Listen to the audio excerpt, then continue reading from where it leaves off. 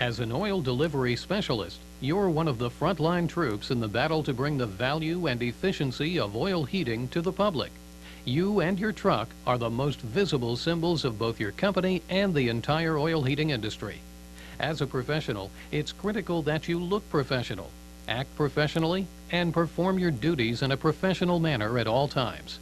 This video is designed to help you do your job even better by reviewing the importance of your responsibilities toward the safety of your vehicle and cargo. But keep in mind that you are also the primary factor responsible for your own safety and that of the general public, your customers, and our environment. During the course of this presentation, we'll review the proper procedures for operating your vehicle and delivering oil to your customers in a clean, safe, and spill-free fashion. We'll also remind you that it's your responsibility to know and be familiar with all federal, state, and local regulations governing your job.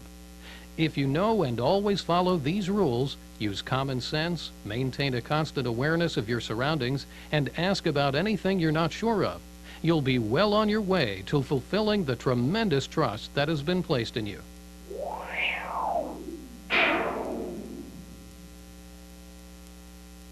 Your first responsibility is to report to work on time and in uniform with all of your personal protection equipment. At a minimum, you should have clean work clothes, gloves, safety glasses, and safety shoes. Carry your commercial driver's license with hazmat endorsement and DOT physical card with you at all times. You'll need a driver's daily report, pre-printed meter tickets for each assigned delivery, blank meter tickets for additional stops assigned during the day, bills of lading, shipping papers, and a copy of the previous shift's post-trip inspection report. Shipping papers are vital to all hazardous material shipments. They describe the product, how hazardous it is, and also provide a contact number for use in an emergency. Always ensure that your shipping papers contain complete information as required under current regulations.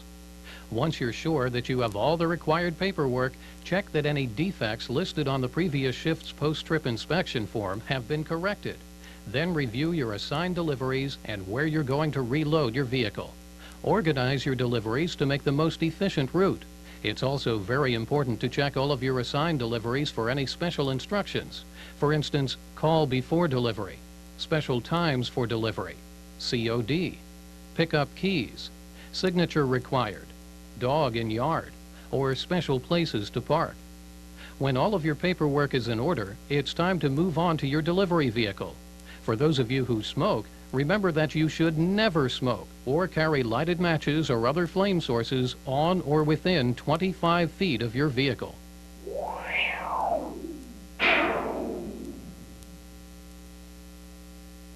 During your pre-trip inspection, you must follow all procedures necessary to comply with DOT regulations, including CFR 392.7, 392.8, and 396.13, plus any additional company requirements. Although the following exceeds current requirements, we recommend you perform this thorough pre-trip inspection of your vehicle even if you always drive the same truck. This inspection should be done in the same manner every day, so it becomes a formal routine. Check the general condition of the vehicle. Look for evidence of leaks and check around the vehicle for any hazards. Make certain that the emergency shutoff valve is in the closed position. This valve must be in the closed position at all times when the vehicle is being driven or is parked. Under the hood, check your fluid levels, hoses, pumps, belts, and wiring. As you climb into the cab, be aware that the most common types of injuries reported by oil delivery specialists occur while they are entering or exiting their vehicles. Be careful. Grasp the handhold with your right hand and the door handle with your left before raising your foot to the first step. Then climb the steps one at a time. Once inside your vehicle, verify that the parking brake is properly set and start the engine. Make sure you have adequate oil pressure and the voltmeter is reading a charge of at least 12.4 volts.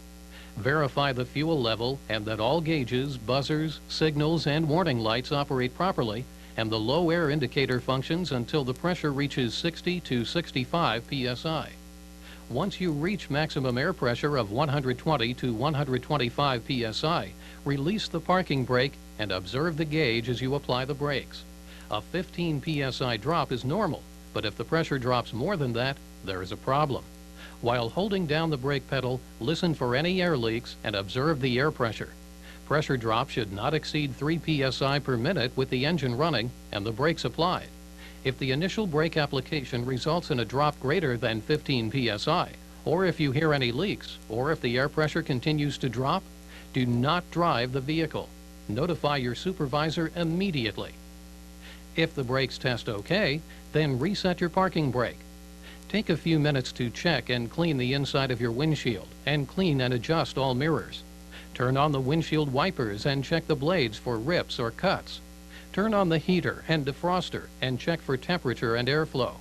Test the horn, brake lights, turn signals, and flashers. If a coworker is available, have him or her watch as you check your turn signals and brake lights. Check all controls, including the steering wheel, clutch, accelerator, brake controls, and transmission, as well as the seat belts and mounts. Check to be certain that all required paperwork is on board. You must have a current hazmat registration certificate, shipping papers for the product you're carrying, an emergency response document, and a copy of the last post-trip inspection report. Also check for any additional paperwork required by the state, municipality, or your company, such as an insurance certificate, vehicle registration card, accident report kit, etc. These documents must be within your immediate reach with your seatbelt fastened. They must either be easily accessible to someone opening your door or secured in a plastic pouch or holder mounted on the inside of the driver's door. Make sure your cab is free of any objects that might create a hazard. Chains, toolboxes, and other items should not be kept in the cab. They should be properly stowed and secured. Next, turn on your lights and flashers and step out of the cab to continue your inspection. Safely leave the cab the way you got in. Turn in your seat so your back faces the door. Hold on with both hands and step down one step at a time. Never jump down from the truck. Before you take the last step, check the ground for hazards before stepping onto it. Check around your vehicle for defects in the tank, frame and frame rails, wheels, rims and fasteners, tires and mud flaps, battery box, drive shaft, suspension, springs, hold downs, steering, brakes, air tanks, ladder, fuel tank and cap, exhaust system, and all lights. Listen for audible air leaks. Check the pump drive shaft, manifolds and piping, meter compartment, meter seal and register, as well as the nozzle, swivel, trigger, and latch plate. Check that there is no debris in the meter compartment. Although it's not required, it's also a good safety habit to shut off the meter valve and keep it closed except when delivering. Make certain that all necessary license plates, placards, permits, and registrations are proper, in place, and clearly visible. Pay particular attention to your placards. In this case, the 1993 alerts emergency personnel that the contents of your truck is fuel oil. Make sure the placarding is consistent on all four sides, visible from a distance of 50 feet, and not obstructed. Although it is not required for transporting fuel oil, some tanks carry a specification plate indicating that the tank has been certified to carry other types of hazardous materials. If your truck's tank has such a plate, check that it has been inspected annually and that markings indicating those inspections are clearly visible. Verify that all necessary equipment is on board and is in usable condition, including fill fittings and gaskets, caution sign, reflectors, spider wrench, pipe wrench, tank charts, oil absorbent, rags, spill kit, first aid kit, wheel chocks, hand tools for priming if applicable in your area. Make sure all lights, turn signals, and windows are clean. Once you're back inside your vehicle, complete your pre-trip inspection form. If you have found any defects, report them immediately to your supervisor. Do not operate a vehicle with safety defects. Now that you've thoroughly checked your vehicle and ensured that you have all paperwork required for the day, it's time to start moving. However, one last caution before you hit the road. Throughout the day, be sure to wear your seatbelt. and make sure that your cab is well ventilated to prevent the possibility of carbon monoxide buildup.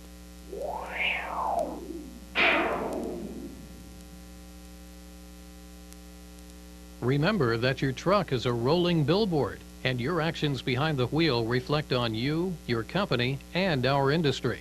Your vehicle is much bigger, heavier, and harder to stop than most other vehicles on the road. It's extremely important that you stay alert and in control at all times. Sometimes that's easier said than done, but don't let other drivers get to you. You'll encounter people on a regular basis who will cut you off, violate your right-of-way, and cause aggravation in countless other ways. But you can never lose your temper or react foolishly, no matter how irritating other drivers may be. Courtesy and defensive driving go hand in hand. Follow these suggestions to steer clear of difficult situations. Obey all posted speed limits and regulations. Reduce your speed when approaching curves. Keep in mind that the product in the tank tends to slosh and will affect your ability to control the vehicle, especially during turns. Give proper signals in advance of all maneuvers, and remember to turn signals off when the maneuver is completed. Use your mirrors to continually stay aware of other vehicles around you. Take your turn in traffic and be sure you have adequate time and clearance when turning, changing lanes, or entering traffic. Give the right-of-way willingly, and don't tailgate. Always leave sufficient distance between vehicles, even if you've been cut off. Be on the alert for pedestrians, especially children and senior citizens. Always come to a full stop at railroad crossings and never enter a crossing or an intersection unless you have ample room to clear it completely. Do not shift gears while crossing tracks. Adjust your speed to allow for weather conditions. Use chains when necessary. Always try to park in a place where you won't have to back up. If you must back up, check behind your vehicle first. Remember, you're a professional. Stay aware and in control, and don't let other drivers get to you. If another driver wants to take the road, let him have it. The road will be there long after he's gone.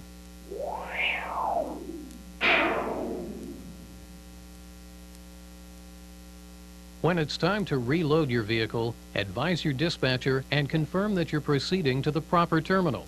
When you arrive at the loading facility, follow all rules, regulations, and instructions. Stop your vehicle 50 feet from the rack and look for evidence of oil spills or potential problems. Turn off all radio and communications equipment. Be sure the stairs and any other obstacles are out of the way before pulling under the rack. Note the location of the emergency shutoff and emergency firefighting equipment. Here are the recommended procedures for top-loading your delivery truck. For this presentation, we've chosen a typical terminal. However, required procedures may vary from terminal to terminal. It's your responsibility to know and follow those procedures in order to load in a clean, safe, spill-free manner. Properly position your truck at the correct rack for the product you're loading. Set the parking brake. This is the time to check all of your tires. It's much easier to change a flat tire before you load. Be sure to chock your rear wheels. Connect the static grounding device to your truck. Enter your ID information into the loading system, choose the product to be loaded, and preset the number of gallons to be loaded. Take care when climbing ladders and stepping onto or off of your truck. Wear gloves and the rest of your personal protective equipment. Be especially careful during rain, ice, and snow conditions.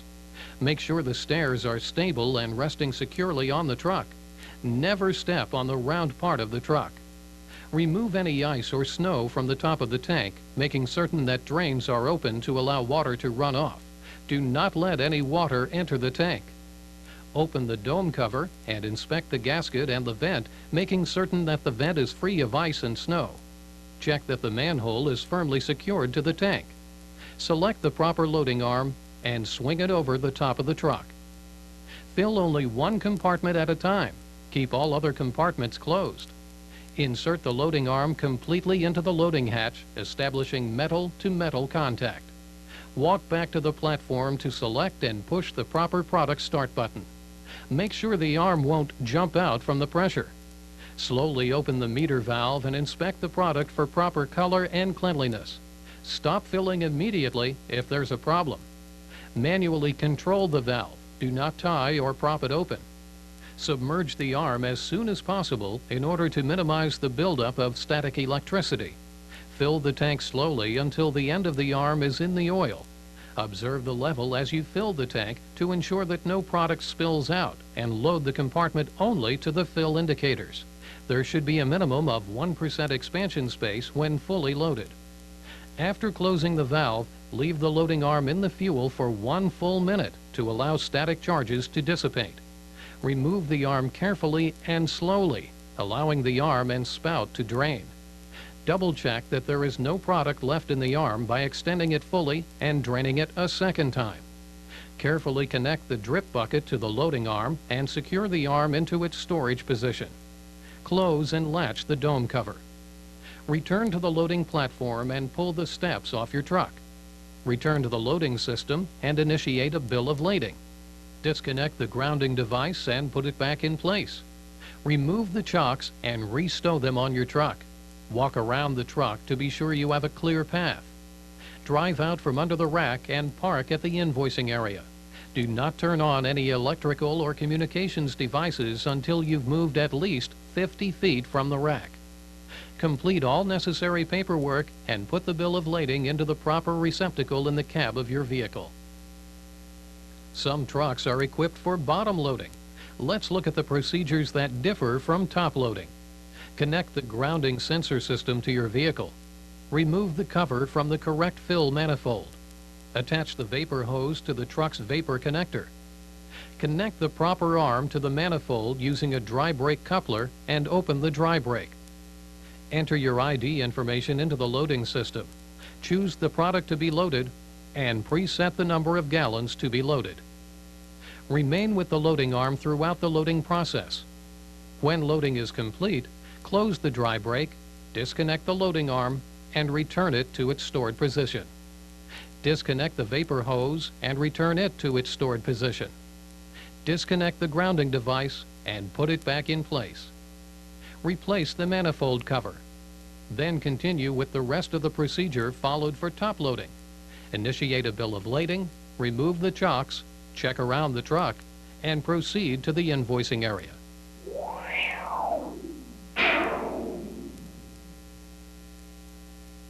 There are many different types of meters and registers in use today. The following procedures may have to be modified for the particular meter and register installed on your delivery vehicle.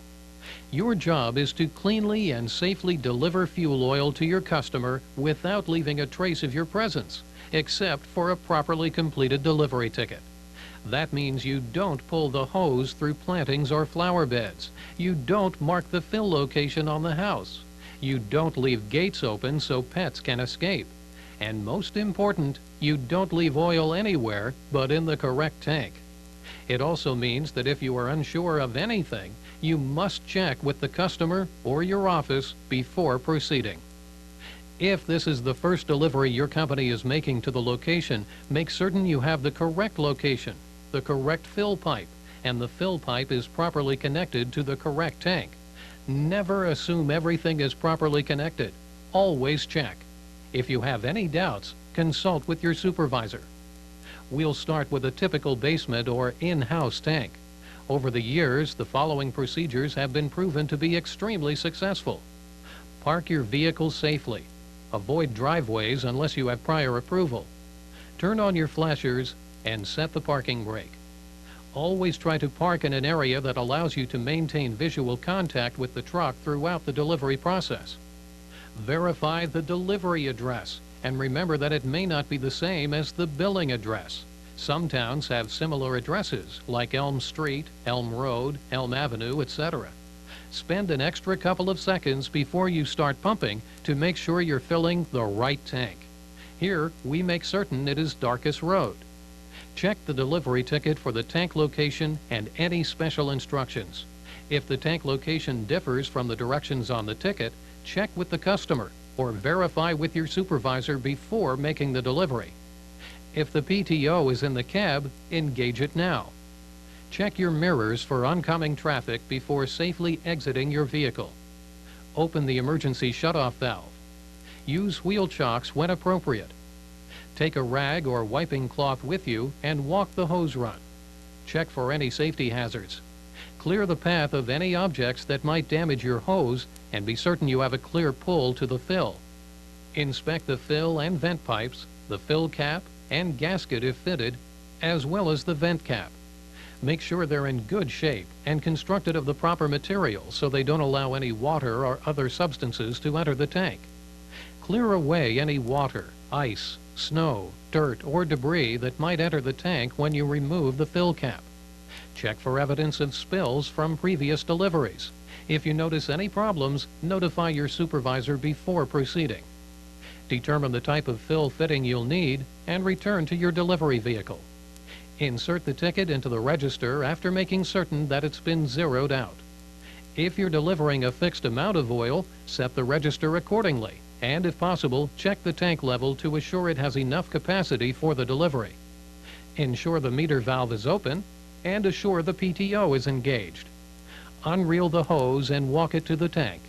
To avoid injury, carry the hose over your shoulder, lean slightly forward, use your legs, and hold the nozzle with both hands.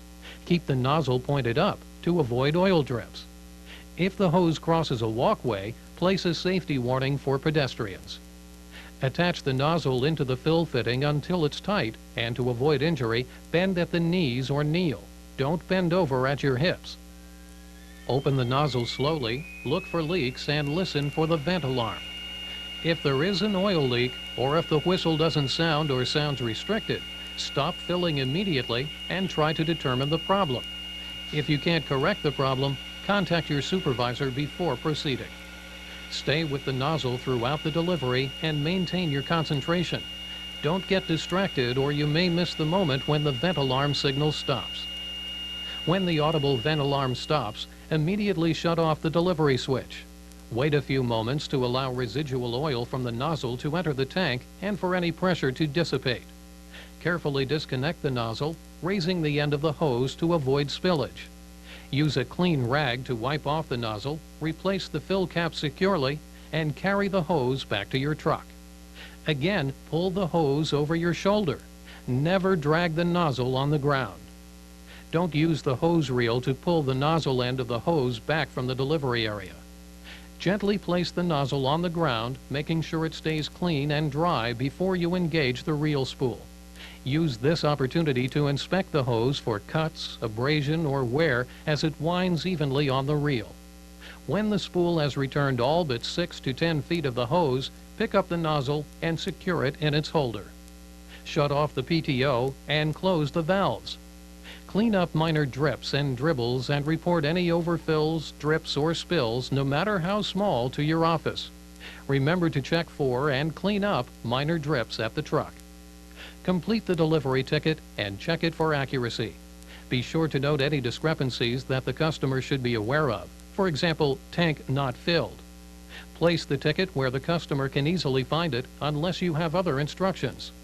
Do not put the ticket in a mailbox. U.S. postal regulations prohibit putting anything other than mail in mailboxes. On the company copy of the ticket, write anything that requires follow-up, such as any changes in instructions, any fill or vent problems, etc. Double check that you have all of your fittings and equipment before leaving. Be sure to remove and stow your wheel chocks. Before heading to your next stop, check the area around your truck to be certain that no one has parked near you or created additional obstacles while you were delivering. Remember to close the emergency shutoff valve. When you return to the cab, fasten your seatbelt. Locate your next delivery address and remember these basic safety tips. Turn off your flashers, check your mirrors, and use your turn signal before pulling into traffic. As mentioned, ideally you should park where you can see your truck from the fill.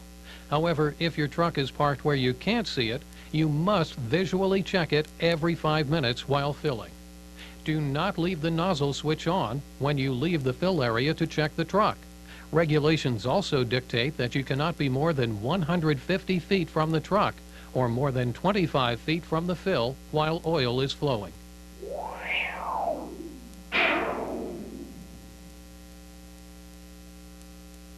Oil tanks are not always located in basements or inside buildings. They can be buried underground or located outside above the ground.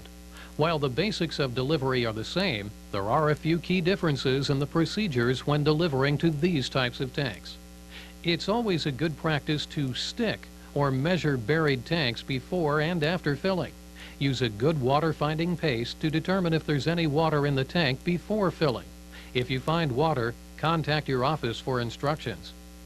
In addition to determining if there's water in the tank, measuring the tank before delivery offers several other advantages. First, it's a good way to confirm that it's a fuel tank and avoid accidentally filling something else, like a septic system or well. Second, you'll have a fairly accurate estimate of how much fuel the tank will take. Third, writing the stick reading on your ticket before and after delivery helps to confirm that the delivery was made and that the correct gallons are registered.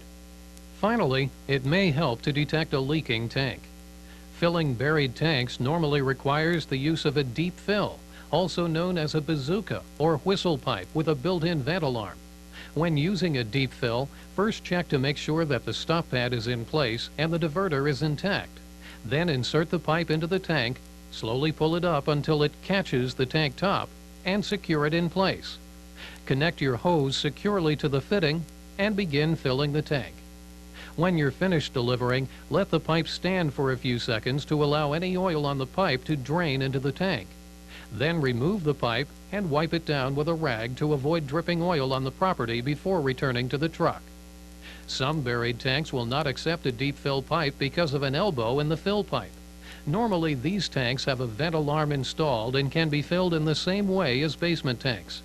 If you come across a buried tank that doesn't accept the deep fill and doesn't have a working vent alarm, contact your supervisor before proceeding. Before filling above ground tanks, always check for signs of leakage, wet spots, and corrosion. Make certain the tank is well supported and the legs are in good shape. Some tanks, often commercial and construction site tanks, have no vent alarm installed. Be extremely careful when filling these tanks. Use the proper fitting on your nozzle and watch the level closely as you fill. Be sure to leave an adequate expansion area to avoid spills after you leave.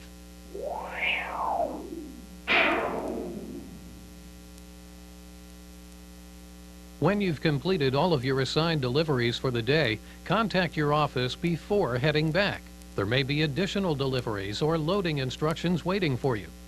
At the end of the shift, perform and file a post-trip inspection report that complies with DOT regulations, including CFR 396.11. Properly filling out and submitting the post-trip report brings any necessary maintenance issues to your supervisor's attention, so your vehicle can be properly readied for the next shift.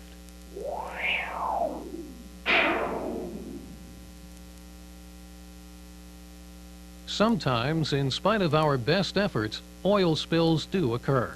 When this happens, it's imperative that we do our best to control the magnitude and minimize harm to people, property, and the environment. Should you experience a spill, first protect yourself. Quickly and safely stop the flow if possible. Assess the risk and report the spill to your office. Contain the spill as well as possible until help arrives. Use your spill kit to absorb as much of the spill as possible. Make a temporary dike if necessary. If a basement tank is leaking, make certain that any sump pumps are unplugged. Since fuel oil is considered a hazardous material, it's important that you understand in advance what to do in case of an emergency. Fuel oil is relatively safe, but it can create hazardous conditions if released. Inhalation or contact may cause irritation to the lungs, eyes, and skin. Be sure to familiarize yourself with Guide 128 of the DOT Emergency Response Guidebook. When dealing with fires, the use of water spray may be inefficient. For small fires, dry chemical, CO2, or regular foam is recommended. Always stay away from tanks engulfed in fire. When confronting spills or leaks, eliminate all ignition sources. That means no smoking, flares, sparks, or flames in the immediate area. Keep unauthorized personnel away. First, stop the leak if you can do so easily without risk to yourself. Then, call your office and/or the emergency response number listed on the shipping papers. If you get oil on you, follow these first aid procedures. Flush your eyes with running water for at least 20 minutes. Wash your skin with soap and water. Don't wait for an emergency to familiarize yourself with Guide 128. Review it periodically so that if an emergency arises, you'll be thoroughly comfortable with the procedures required to handle it effectively.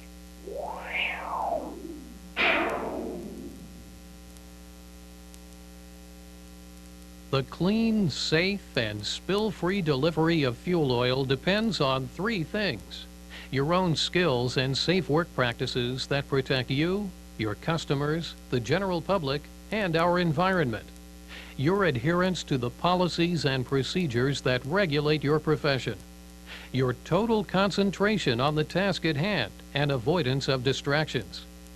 Simply put, the clean, safe, and spill-free delivery of fuel oil depends on you.